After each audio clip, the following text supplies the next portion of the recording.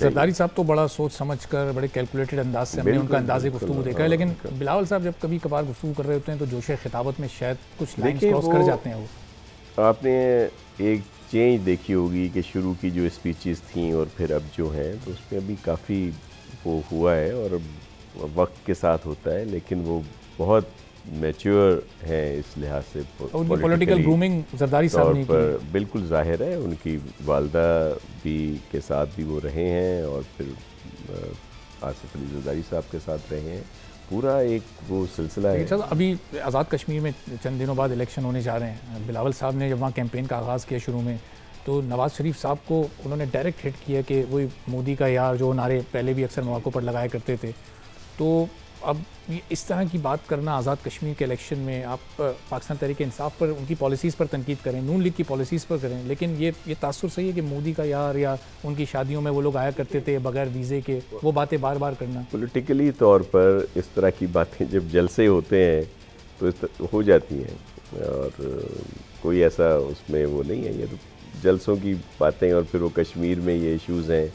अच्छा, ये हकीकत भी है कि मोदी तो आए थे यहाँ, जो भी सिलसिला था उसमें कोई ऐसा कोई इल्ज़ाम तो नहीं लगाया कि वो ना आए हों और कह दिया गया हो चेयरमैन साहब की तरफ से कि वो आए थे, ऐसी बात तो वो एतराज़ उनकी दोस्ती पर है नवाज शरीफ और मोदी की, या वो क्योंकि बगैर वीज़े के वो लोग आ गए और स्पेशल इजाज़त से आए, तो वो उस तरीके कार पर एतराज़। इस चीज़ को थोड़ा सा हमेशा हाईलाइट किया गया है, मायूब समझा गया है कि इस तरह के। फिर जाहिर है कश्मीर में अब मियाँ साहब के दोस्त में आ गए, जो हमारे मौजूदा प्राइम मिनिस्टर साहब हैं, इन्होंने तो दुआएं मांगी थी कि मोदी जीते, कि वो कश्मीर का मसला हल होगा। और आपने देखा कि कश्मीर का मसला जो हल हुआ वो किस तरह हुआ है और इतनी अबतर सूरत हाल है जो कभी तारीख में नहीं हुई। लेकिन अब प्राइम मिनिस्टर ये भी कहते हैं कि जब तक कश्मीर का मसला हल नहीं होता तो भारत से कोई तिजारत नहीं होगी, कोई बात नहीं होगी। पहले इस मसले का हम हल निकालेंगे तो लगता है इस बात पर कब तक कार्बन। देखिए, वो तो आपने देखा एक बड़ा अजीब मजाक हुआ था कि इन्होंने तो मुआहदा कर लिया था और आपको बड़ा अजीब इत्तेफाक कह लें या जो भी कह लें कि as a minister, commerce minister, क्योंकि कॉमर्स मिनिस्टर जो हैं वो प्राइम मिनिस्टर साहब खुद थे उस वक्त जब ये समरी मूव हुई, तो उसमें तो उन्होंने समरी आ गई मूव होके कैबिनेट में कि जी हम ये इनके साथ तिजारत कर रहे हैं। जब कैबिनेट में इस पर एतराज़ हुआ तो प्राइम मिनिस्टर साहब या सब ने वो वापस कर ली, लेकिन वो जो समरी मूव हुई थी, ज़ाहिर है मिनिस्टर इंचार्ज की साइन से होती है और इंचार्ज मिनिस्टर जो है वो हमारे प्राइम मिनिस्टर साहब थे, खान साहब थे। तो क्या उस वक्त उनको समझ में नहीं आया वो क्या कर रहे हैं? तो ये चीज़ें वो स्टेप से सही था कि अवामी मफाद में अगर आपको आटा चीनी सस्ता मिल सकता है वहाँ से मंगवा कर, तो आप वो फैसला कर लेंगे या फिर ये वाला फैसला? कहने का मकसद ये है एज अ मिनिस्टर तो उनको ये ख्याल आया कि बड़ी अच्छी बात है। जब प्राइम मिनिस्टर की कैबिनेट में बैठे और उस वक्त तक जब उस पर एतराज़ात हुए अपोजिशन की पार्टीज़ की तरफ से, मीडिया की तरफ से, तो फिर उनको समझ में आया कि ये मैं गलत कर रहा हूँ और वहाँ पे आके उन्होंने इसको रद्द किया। तो ये क्या, इस पर क्या कहा जा सकता है? चलिए, आप आज़ाद कश्मीर के चूँकि वहाँ इलेक्शन होने वाले हैं उस पर ज़रा वापस आते हैं। अब ये पीपल्स पार्टी है भी इस इलेक्शन में क्या हुकूमत बनाने की पोजीशन में वाकई है? ग्राउंड रियलिटी ये है या फिर कोई अपना शेयर आप चाहते हैं कि 4-5 सीटें मिल जाएं? पाकिस्तान पीपल्स पार्टी का हमेशा कश्मीर जो है वो गढ़ रहा है और कश्मीर के लिए जो बात की है वो हमारे उस वक्त शहीद ज़ुल्फ़िकार अली भुट्टो, उनका स्टैंड बहुत वाज़ेह था। शहीद मोहतरमा बेनज़ीर भुट्टो साहिबा का स्टैंड वाज़ेह था। प्रेसिडेंट आसिफ अली जरदारी साहब या गिलानी साहब थे, उनका वाज़ेह था। इसी तरह चेयरमैन बिलावल साहब का है और वहाँ के लोगों की एक लिहाज से पुरानी एक उनसियत, एक साथ रहा है पीपल्स पार्टी के साथ। तो हम तो बहुत पुरुमीद हैं कि जो मौजूदा हालात हैं, क्योंकि अब उन्होंने PMLN की हुकूमत को भी देख लिया, वहाँ पे इस वक्त जो वज़ीर आज़म हैं आज़ाद कश्मीर के वो उनसे ताल्लुक़ रखते हैं। और फिर जो मौजूदा हालात हैं, जिस हालात से हम लोग दो चार हैं मुआशी तौर पर, जो इस वफाकी हुकूमत की गलत पॉलिसीज़ नाअहली की वजह से आम आदमी का जीना जो है वो मुहाल हुआ है। आप देखें ईद कैसे लोगों ने मनाई है, क्या ईद पे लोग खुश हैं? क्या लोगों को 2 वक्त की रोटी जो है वो मुयस्सर है? अगर वो खाने का बंदोबस्त कर रहे हैं तो क्या वो अपनी फैमिली की दवाइयाँ जो है वो अफोर्ड कर सकते हैं? बच्चों की फ़ीस है, बिजली का बिल है, गैस का बिल है, ईद की ईदी लोगों ने दी है अपने बच्चों को।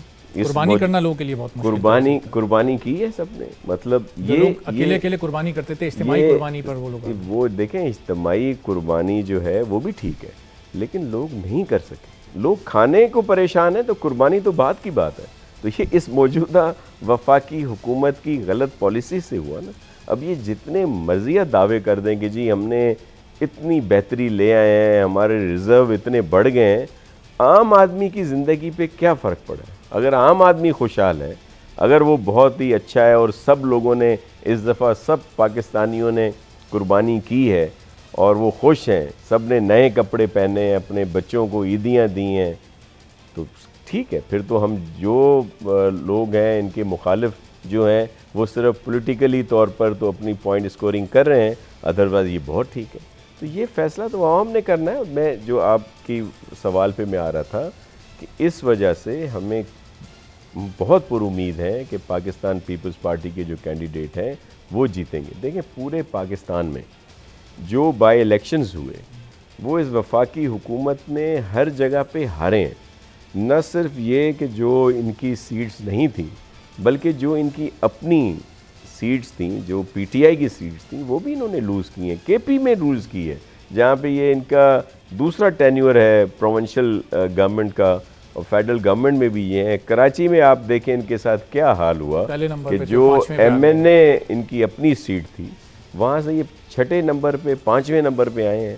तो पूरे मुल्क में नून लीग ने आप पर धांधली का इल्ज़ाम लगाया कि पीपल्स पार्टी ने, लेकिन देखें वो तो जो हारते हैं वो इसी तरह का इल्ज़ाम लगाते हैं। फिर उन्होंने इलेक्शन कमीशन में गए, जिस तरह से उन्होंने कहा, आपने देखा वो रिज़ल्ट रोक दिया गया, अनाउंसमेंट रोक दी गई, फिर दोबारा उसकी वो काउंटिंग हुई, फिर उसमें बेहतर रिज़ल्ट आया। लेकिन मैं सिर्फ ये कहता हूँ कि चले नून लीग और हमारा तो 600-700 का फ़र्क था ना, ये तो कहीं नज़र ही नहीं आ रहे थे। 5वें नंबर पे चले गए, 6ठे नंबर पे चले गए। तो मेरे कहने का मकसद है कि इस वजह से मैं बहुत पुरुमीद हूँ कि कश्मीरी अपना फ़ैसला करेंगे, और इस तरह की हुकूमत जिसकी वजह से आज जो हमारा कश्मीर है वहाँ उस साइड में, उसका क्या हाल है। यही इमरान साहब दुआएं मांगते थे कि मोदी जीते, और वो जीत के आया तो उसने क्या हाल किया वहाँ पे हमारी कश्मीरी भाई बहनों का। पहले कभी ऐसा नहीं हुआ। और फिर जब कश्मीर का मुकदमा इन्होंने प्रॉपर तरीके से नहीं लड़ा। इनको चाहिए था कि जब ये इशू हुआ, ये हर मुल्क में जाते, प्राइम मिनिस्टर ख़ुद जाते और वहाँ पे जाके उनको कायल करते कि वो हमें सपोर्ट करें। और जब वो, आपको इल्म में है कि जब उसके लिए वोटिंग हुई तो जो हमारे अपने इस्लामी ममालिक थे उन्होंने हमें सपोर्ट नहीं की। तो इसमें किसका फेल्यूर है? हुकूमत का फेल्यूर है। तो क्या कश्मीरी इस बात को भूल जाएंगे कि उनके लोगों पर जो वहाँ पे जुल्म हो रहे हैं उसमें किसका हाथ है? और फिर इन्होंने यहाँ से इस तरह के वज़रा भेजे हैं, उनकी ज़िबान देखें, जिस तरह की गलीज़ ज़िबान इस्तेमाल कर रहे हैं। और भुट्टो शहीद के लिए क्या अल्फाज उन्होंने कहे हैं। वो भुट्टो जिसने पाकिस्तान के 1 लाख से ज़्यादा जो कैदी थे फ़ौज के जवानों को आज़ाद कराया, 5000 मुरब्बा मील से ज़्यादा ज़मीन जो इंडिया की उसमें थी उसको छुड़ाया, एटम बम दिया इस मुल्क को, उसके लिए इनके गलीज़ वज़रा इस तरह की अल्फाज इस्तेमाल कर रहे हैं। तो इससे और लोग उनके खिलाफ हो गए। सब्सक्राइब करें और बेल दबाएं ताकि कोई खबर रह न जाए।